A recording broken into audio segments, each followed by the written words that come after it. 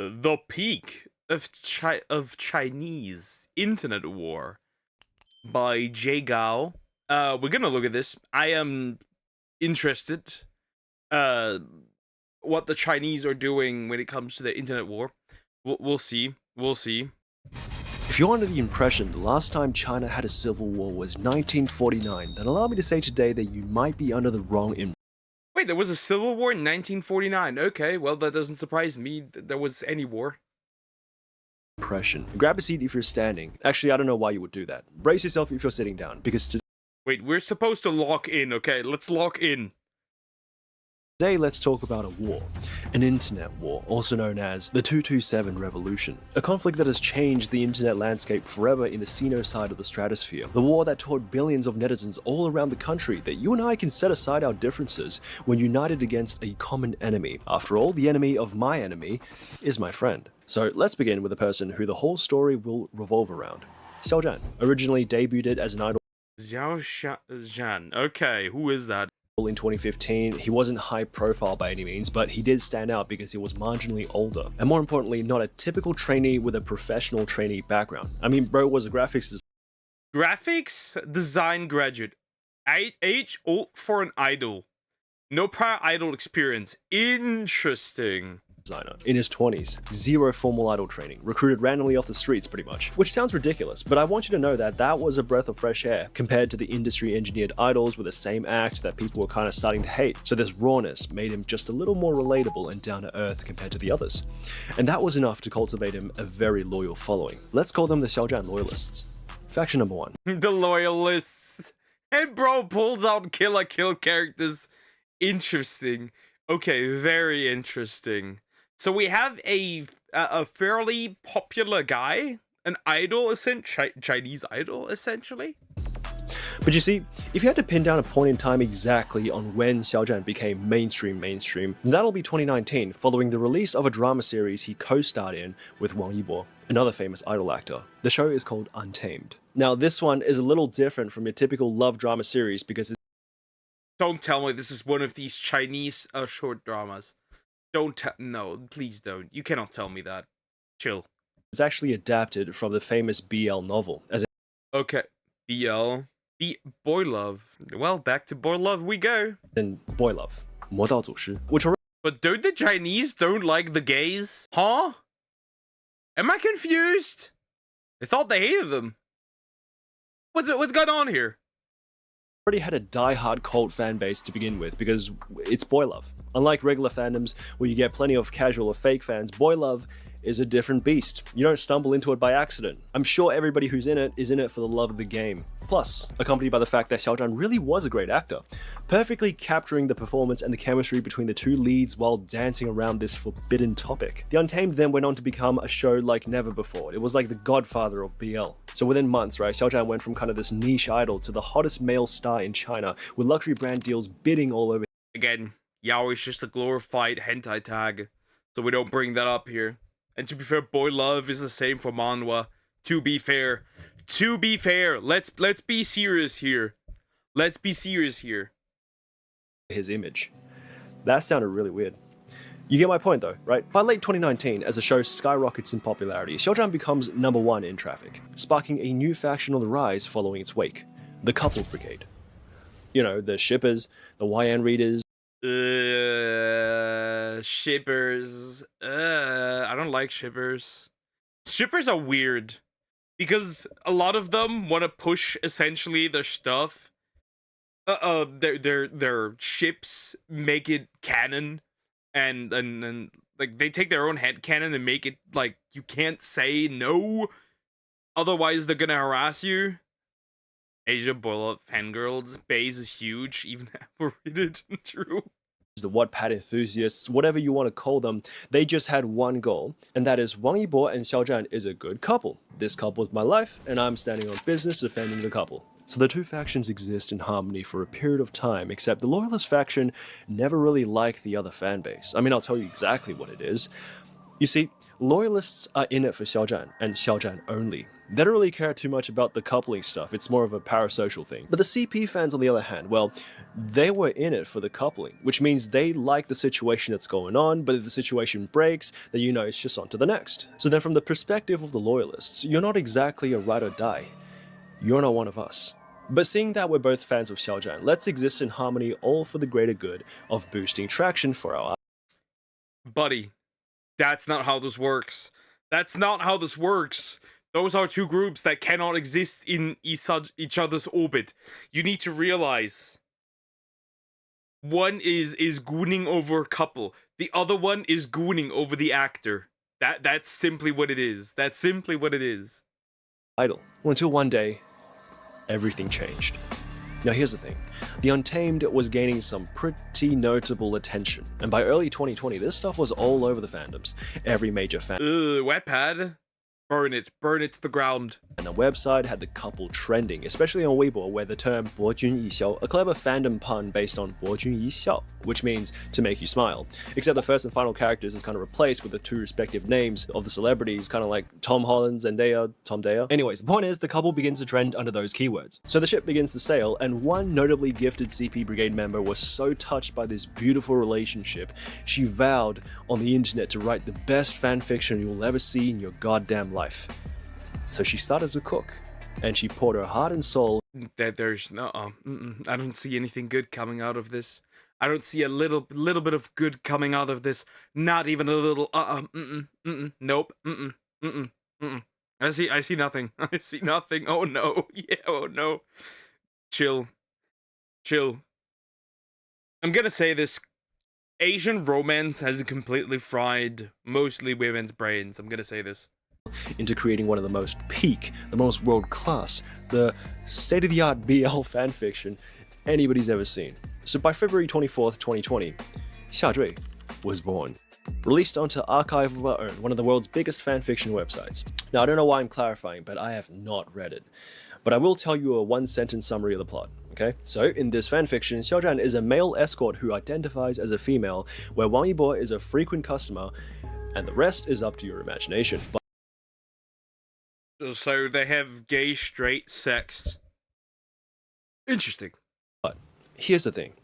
Because after the fanfiction was released onto the archive, the story was so widely consumed, Stop with the anime food. Poke taking Stone Cold takes today. Very much. No, I will not read it. I would rather get split into 4 pieces. Each of my limbs tied to a different horse. I'd be stuffed into a bronze bowl and be cooked from the outside. I'd rather end up in the 7,000-year-old tribe's meal cave than read this. By the CP Brigade that even fan art derivatives of this piece of work began to trend on hot searches. Now that, ladies and gentlemen, is a problem for the CP Brigade, because there was an unspoken rule to being in a fandom of that nature in China. Now, if you're in the community, you know it, I know it, everybody knows it, and that is simply the edgier the shit you're into, the less bodies needs to know, right? Because mainstream and alt culture is already kind of like fire and water, they just don't really mix. So shortly after the release, I'm talking within a day, the Xiaozhan Loyalist headquarters received consecutive reports, rumors that a piece of diabolical content involving their idol was spreading across the internet. Of course, the Loyalists were seething to see this defiling happening in real time, spreading like a plague. Loyalist fan reaction upon discovering the fanfiction. Who are you, fans of Xiaozhan? Who are you? How dare you say our brother's name? War! War never ends, and war is very fun. No, I don't need manga recommendations. I just need to stay away from all this, the glorified corn. So then as the news rippled more and more towards the center of their communication network, hundreds of Xiaozhan Loyalist fans mobilized to track down this source of evil, with all signs pointing to one website, AO3. Now the same day after the release of this content, a skirmish was launched as waves and waves of reports came flooding the fanfiction, temporarily... Damn, they did not like this at all and reported it. They falsely reported it. Crazy. Damn, they're even more crazy than some of the My Hero Academia fans. I'm surprised. I'm surprised for the dedication. Huh. Crashing the AO3 servers and putting heavy burdens onto the relevant web pages as readers struggle to log in. Now, to preserve the sacred text, however, the author uploads a backup into another app, Lofter, creating a safe haven where the CP brigades could regroup. And as the siege continues throughout the day onto the AO3 copy, despite loyalists' best efforts, the fanfiction refuses to go down simply because, well, these reports, although burdensome, are nowhere near significant enough for anybody to take action. So the loyalists quickly learnt that unlike a regular troll account that usually goes down after a few reports, if it's a citadel that we're trying to break through, then only a single concentrated mass report campaign will have any chance of success. So then somebody, perhaps the most devoted loyalists of us all, needs to coordinate this attack. General Zan be interesting. Hi Jacob, how you doing? Hope you're doing good. Hello, why are you happy? Guess what? Shine Alpha form. Does it even matter? Does it even matter? I can get any shiny alpha I want now. Like literally.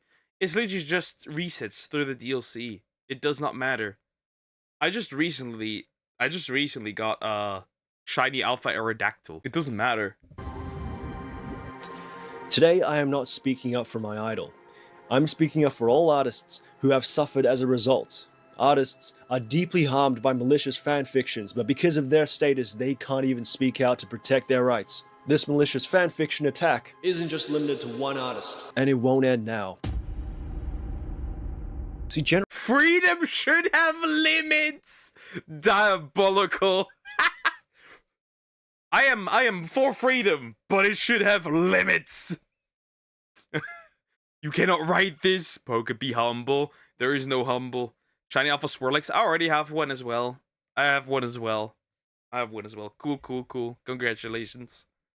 General Zambi is a devoted Xiaojian fan, indoctrinated since the earliest days. Now, Zambi's account activities throughout the past 8 years has been exclusively dedicated towards retweeting and liking Xiaojian. This woman is horny for the actor. She's into him diabolically. Activities. Now, being one of the most senior members in the Xiaojian loyalists, she was also the first to find out. Bro, being this parasocial should be classified as a mental illness. Being this parasocial should be classified as a mental illness. I'm sorry. The most effective strategy to bring down an enemy CP brigadier was through phone and email reporting to the Anti-Pornographic Authorities Department. Now, that is wild. her tactics was then quick. They have an anti-corn. Literally like. Wait, let me go back. Anti-corn thingy that you can tag. Interesting. Department. Now, her tactics was then quickly replicated throughout the battalion. Like a straight-up department. Which proved to be extremely effective all the way until late stages of the war. But for now, comes early morning. 12:58, 26th of February. Seeing that the mass reports are somewhat paying off, General Zambi then decides to employ a new tactic, suitable for a siege, as hundreds of group chat platoons was created with a designated squadron leader reporting to a Weibo mobile command center for easy communication. As it turns out, General Zambi discovered that the Chinese Great Firewall system can be used to their advantage, as websites that have servers offshore will automatically get blocked once they reach a certain traffic level. It's all automated. So what Zambi's tactic essentially allows is a carpet bombing reporting format that directs all authentic user traffic to a concentrated area at a coordinated time to wreak havoc and flood the space with millions of activities at once. And with the preparations all set, General Zambi You essentially, what you do is you flood the website with activity so it gets nuked. So essentially it gets blocked. And nobody can access it anymore. Interesting. That's an interesting how the Chinese internet works. issues the command. So under the relentless reporting assaults by Zambi strike platoons, within a few hours the fanfictions fell, blocked from the AO3 archive. On the other side of the battlefield, sensing a storm coming after the AO3 has been turned into a bloodbath, Lofter, the other major platform, bolsters up their defenses as netizens take effective countermeasures to hide their fanfictions. This one, for example, is a CP fan giving insight onto how some sensitive content can be hidden from the loyalist carpet bombing report radar by deleting a few keyword tags. On top of that, Lofter officially makes a statement same day promising to hold their ground against network assaults. So, with both the combined efforts of the AO3 remnants and the CP brigades defending the copy on Lofter, the fanfiction remain unscathed, but at a very costly victory for Lofter. Damn, 1-star rating. If you insult my brother, I'll give you a 1-star rating. Does reading erotica justify insulting others at will? Good, 1 star. It's a fan's paradise. I feel like some of these are not properly translated. After all, nobody could stop the review bombs. Getting a taste of victory, on the 27th of February, Xiaozhan loyalists doubles down with their taunts. If anybody insults, vilifies or feminizes Xiaozhan again and dares to post it on the mainstream platforms, affecting his public image, we will still dare to confront them. Only Xiaozhan fans can protect him, with similar posts following suit flaunting their victory. And I mean, fair enough. After all, the loyalists employed such advanced tactics against such a minority of subculture that the decisive victory was almost guaranteed against the CP brigade. All they could do was survive, let alone fight back. So then, why is there... I found it funny that for once, anti-shippers seem to have the upper hand, because usually the shippers are usually harassing the ones that are against the shipping or criticize a ship of the internet, but here it seems to be the other way around. Still half a video? Well, the answer to that question is because it's not a civil war unless the whole country gets involved. It comes 27th of February, a small quiet voice from a CP brigade calls to the internet screaming for injustice. Now, as it turns out, all this commotion and traffic the loyalists have caused has pretty much made AO3 a hot topic on Weibo. But of course the loyalists had no idea, they were too busy with all this winning. So then a few netizens from other fandoms like anime and web novel subcultures began to fight back on behalf of the original CP brigades. We'll call them the Anti-Xiaozhan Coalition. Now, they didn't really make that much difference at the time, but they were posting some pretty hard stuff. Another coalition. What is this? Literally, this is literally like we got a third party involved, guys. The coalition. Check this out. So as word got around to General Zambi, where a group of, rabble, calling their movement the 227 was causing a bit of ruckus here or there, Zambi and the loyalists believed that this would be no threat. So, ignoring the movement, the loyalist factions begin to carry on a wide-scale attack on AO3 and Lofter, reporting every fanfiction on the platform. Now, perhaps drunk on victory, essentially in the minds of the loyalists, it made no difference what fanbase you hail from. Wait. So, did they report every fanfiction, or every fanfiction that included their husbander? Because that's an important question here. But the coalition is essentially just people who like fiction. If you aren't with us, you are against us. So then, following Zambi's reporting method, along with the group chat mass grief attacks on the midnight of the 27th, exact time remains unclear, a large number of posts on the Lofter platform were finally taken down by the development team out of fear of government crackdowns, because the reports were going directly to the authorities, and many notable writers deleted their accounts and went into hiding because loyalists were attacking their personal social medias. But here's the main event. The report attacks were so effective that AO3's access within China was cut off, because as it turns out, Damn! It was just literally banned from getting access to China. That is crazy, bro. It's crazy, bro. Remember, it goes directly to the government, so that's very interesting. Zambi's tactics work so well that major network providers such as China Unicom and Telecom have disconnected the entire connection to the overseas AO3 network, leaving essentially all of China's fandom with nothing to consume. And all of a sudden, billions of fandom netizens were left displaced and confused following the downfall of this archive. Then, a topic on Weibo begins to pick up some pretty serious heat. Xiaozhan fans report AO3. Within a couple hours, half the country had pieced together what had happened, who did the attack, and the public was enraged. So by 22 o'clock, approaching midnight, every fandom imaginable within the Chinese internet was banding together to launch a counterattack against the Xiaozhan loyalist faction, because they slaughtered our people and they took our land, and the objective was simple: hit them where it hurts the most, cancel the idol. But this was no easy task. Bro, are you telling me that this entire thing now has consequences for the idol? Like, is the idol getting fired and cancelled? They're attacking essentially somebody who's innocent. Crazy.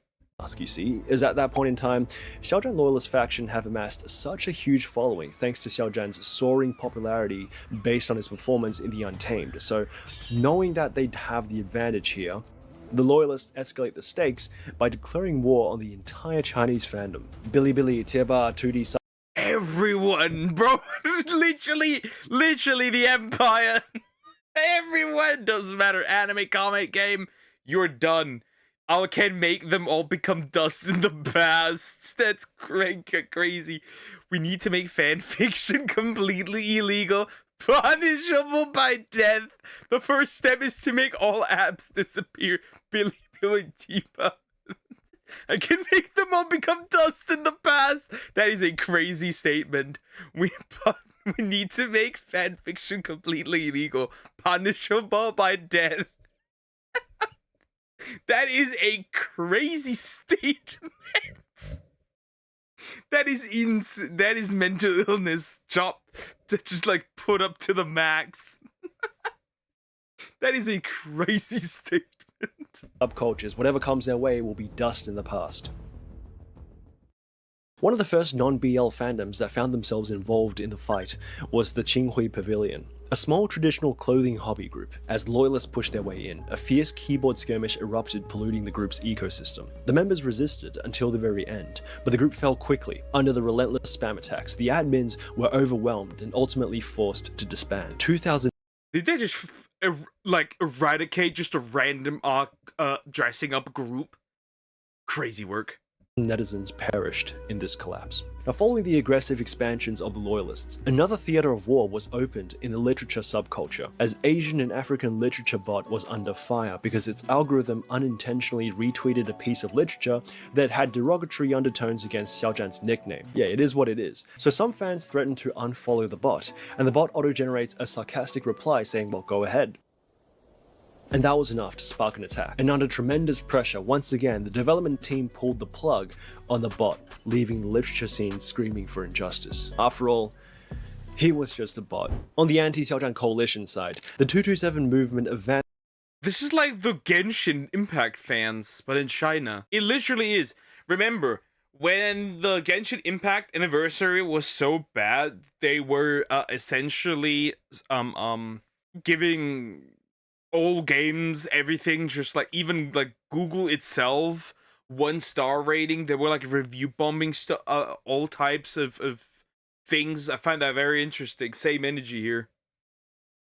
Here it's just reporting somebody into non-existence. Against Xiaozhan's film and sponsors, as waves of negative review bombs drag the Untamed's rating down a few notches, and his other works soon follow. Anti-Xiaozhan commercial campaigns were also sent across every brand sponsor he was under, saying that as long as Xiaozhan remains sponsored by them, they will not purchase a single product ever again. And as both sides get more and more feral in this all-out war, particularly the Loyalists, they were beginning to lose track on who their actual enemy was. Now, under this fog of war, the Loyalists get desperate, open firing on anybody and everything, until one day they accidentally trigger a community, one that is familiar with the game that is being played. The trash talking, the toxicity, the coordinated trolling. The Gamer Crusade Act 5. The Gamer Crusade. What is going on? On the 29th of February, one stray loyalist opened fires in a chat room in an MMORPG called The Legend of the Swordsman Online 3, a game released in 2009 and still running till this day. But you see, what makes this game so special isn't the story or the graphics or the fact that it's old and nostalgic. Swordsman Online 3 had a very unique and very well-known reputation of being what many may call the holy land of Chinese online roleplay. Known as one of the best role-playing MMORPGs in Chinese gaming history, Swordsman Online 3 offers everything: weddings, housing, deep dungeon systems, comprehensive in-game economy. The game has such a tight-knit community that even the developers frequently visit the game as players. But that's not what really made them famous, no. What made them famous was that the community is known to do anything just to prove a point. You see, there was this one time back in Anything to prove a point. Oh god. The gamers. They touch the dragon. LOL group awakens. True. Don't worry, Shadow Clips, you get your chance. 2018. The Swordsman Online 3 hired a few singers to promote their event. So the community complained about the overwhelming amount of comments about the singers instead of the actual game. So the fans of the singers responded saying, well, why would we talk about your stupid game? If anything, it's your game freeloading off our idol's popularity. The player base was of course displeased, and then somebody in the player base had the idea. Well, the guy who made the game, Guo Weiwei, he's the closest thing we have to an idol, right? If we make him more popular than your singer, you would have nothing to say. So a makeshift Guo Weiwei fan group was created in 3 hours by the player base, along with a debut song and a catchy slogan as the fans called themselves the Waitamins, as in vitamins, Waitamins, you know. And within days, the player base boosted his popularity so much that he overtook the top idol in China, far surpassing the virality of those. That is crazy. They made their game developer the strongest man in China. In the most popular man in China. That's crazy. That no other game developers probably pulled this off before, huh? Interesting. Singers the game hired. The idol they overtook that day was Cai Xukun. So back to the present. The first shot was fired by a longtime player in the loyalist faction called Xiao Zhan's boyfriend on Channel 8 World Chat. And as the text chats get a little heated, the battlefield then shifts as the exchange escalates to a public voice chat room so they could battle without restrictions. The rest of the Swordsman Online 3 community quickly tuned in, and soon loyalists from Weibo and even non-gamers were piling into the chat. The in-game chat rooms itself had over 40,000 active listeners, excluding streamers and open broadcasts showing the debate live as rounds and rounds of representatives from each side takes the mic. But as the minutes go by, the loyalists could not hold their ground against the player base as one by one starts to tear up in the voice calls. So word gets back to the loyalist community, requesting for reinforcements. But the problem was, in this loyalist faction, there were a few of them who have heard of the reputation that this community has garnished before. So a withdrawal request was immediately issued, urging the loyalists not to engage with this community. Bro, fuck with gamers. You will become a masochist, bro. We're talking about mode sushi just a while ago. Interesting. Damn, bro. They are at war. They are at war. They're literally saying, yo, actually, pull back. Don't fight these guys. You got no chance. As the consequences will be dire, as they could very well be unemployed enough to destabilize Xiao Zhan's throne as the #1 idol. But it's too late. The crusades already began. The player base has already started voting. As one rank after another, Guo Weiwei begins to climb the charts once again in his sleep, eventually reaching the #1 position. Back to the voice channel. The world listens in, as this is the first time the two sides were able to clash directly. People held their breaths to see how it would end. The debate lasted for 1 hour and 30 minutes, until one side finally fired the kill shot. 楼上那个粉丝，你先别哭了，我简单的说2句。是这样子的，因为我是之前有在娱乐圈实习过，然后我所有的朋友都在娱乐圈内。我现在给你讲一下目前圈内的风向，好吗？你不用哭了，你idol马上就糊。For the first time, people. Your idol is about to be cancelled. No way. No way. had a tangible, naturally occurred punchline to use against the Xiaozhan loyalists. It was clear that morale is higher than ever, because while all this was happening on the commercial side of the war, so many people have joined in on the anti-Xiaozhan coalition that the boycott actually began to take effect, as brands begin replacing posters of Xiaozhan with other celebrities contracted under them. Estee Lauder, Colgate, Olay, all the big brands were really taking action. Well, as expected really, the people picked up their pitchforks, threatened to switch to their competitors. The brands had no choice but to take action, and under this unrelenting pressure, for the first time since the beginning of the war, the loyalists found themselves backed into a corner as their beloved idol lost deal after deal. The headquarters was a mess, as members discussed what they should do. Some even suggested that maybe 然后我建议集体在视频里面磕头，给那个 Film a video with our heads bowed for our country. They're literally asking the government. 给我们这个国家磕头啊。 But whatever their actions may be, one thing is clear now. The damage is already done, and they were powerless to stop all this from happening. Just when morale is at an all-time low, Zambi does the unthinkable. On the 1st of March, 9:29 a.m., the leader of the loyalists, Zambi, surrenders. Zambi, this person is left to your mercy. Whether you choose to report him yourself or hand it over to someone else, it's up to you. We as fans will collectively tag and urge him to apologize, but he will not respond. It's so Jover. I apologize to everyone affected by my horrendous remarks. My irrationality has caused a huge negative impact, and I apologize to everyone. I truly didn't anticipate the impact this action would have on the other circles, but seeing the current consequences make me extremely uneasy and frightened. Those who were unintentionally dragged into this really is my fault. Please everyone, criticize me, an attempt to draw fire away from their idol. Let's skip ahead a few lines. I hope my mistakes can serve as a warning to others. We really shouldn't be so ignorant and impulsive. The consequences of doing wrong are truly unbearable. Netizens rejoiced at the surrender of General Zambi, even marking it as a historical moment in the 227. But you see, this did not extinguish the raging fire, as many were still enraged at the displacement of their homes. Once a peaceful community now ceases to exist because of their devious hate campaign, as many loyalists begged for mercy for the public to spare their idols. The anti Beg their mercy. The antis probably said, nah, actually, fuck that shit. That man's gone. Because these people do not stop. Why would they? Xiaozhan coalition pushed on relentlessly, comment after comment. Xiaozhan, the same day, finally made an official response, but it was too late once again, as by this point, his team had no idea the damages the loyalists have caused, so the response was subpar at best. So the question now, if you've made it this far, is it truly over for the idol? Well, not if the fans had anything to say about it. See, without General Zambi on their side, their coordination seems to be halved, but both the Loyalists and the CP Brigade could see that if the anti-Xiaozhan coalition continues to gain more ground, then there may not be an idol left for them. Setting aside their differences, the Loyalists halt their attacks on the CP content, and from that, a new faction emerges. A new commander takes the wheel, as King GG drafts up a war plan. Prioritize sponsors, protect the comments, lower the hot search ratings first. As for app ratings and dramas, put them aside for now, report them later. Today, if we don't release a Xiaozhan edit, don't rush us, give us adequate time. When the edits are released, remember to protect the comment section, but don't argue, just make sure the top comments are positive. We cannot afford Very interesting in general. Okay, so we got this. The war is ending. The war is ending. But that was something.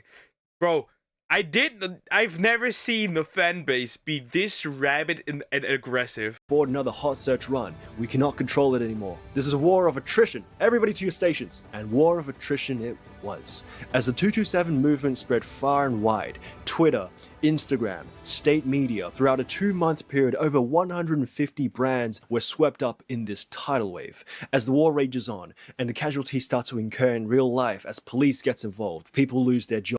Even police gets involved? Cyber violence. Morale for both sides was at an all-time low. Until the 27th of April.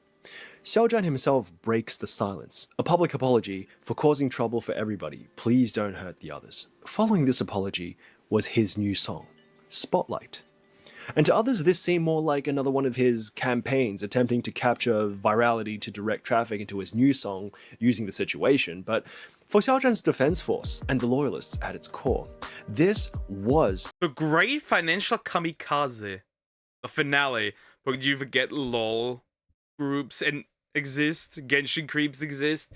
Yeah, but they're not like the Genshin community doesn't just randomly nuke like a small dress up group.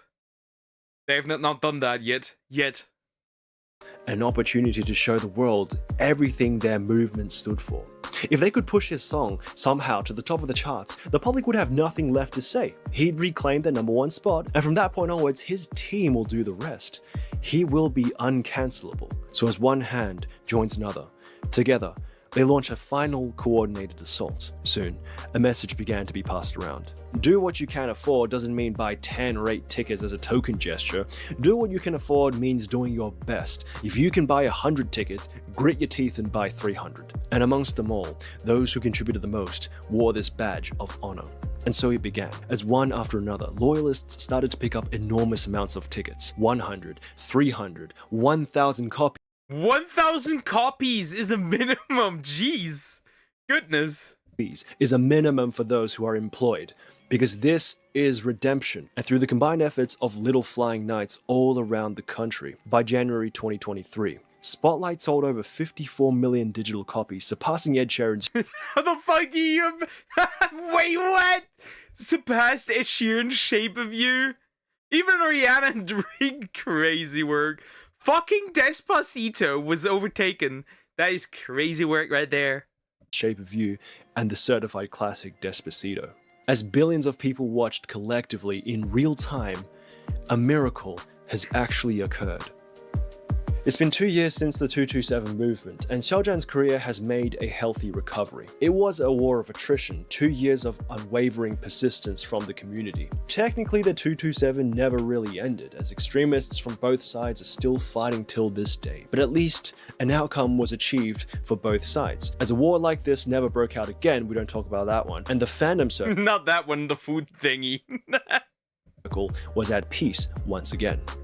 And the loyalist fanbase, who were once shunned, can finally call themselves Xiaozhan supporters again, respectfully earned, of course, without too much criticism. A fanbase like this was never replicated again despite many attempts by corporations. And I mean, how could they? After all, there are no fans more devoted than the fans of Xiaozhan. I'm JGAO, and that was the Great Fandom War of China. Regardless, that was very interesting. So essentially, what this all boils down to, the loyalists were laying the hands on everyone. Without parole, everyone was taking hands. They were throwing hands with everything, anything, everything, everyone. And they literally got, if this was a boxing match, they would have still won. Because if this was a boxing match, they'd still won because of points. Which is crazy. That is crazy. They were beating each other's ass. That's how yeah. This should happen in the West. Would be interesting. This should happen in the West would be interesting. Anyways, like, comment, and subscribe.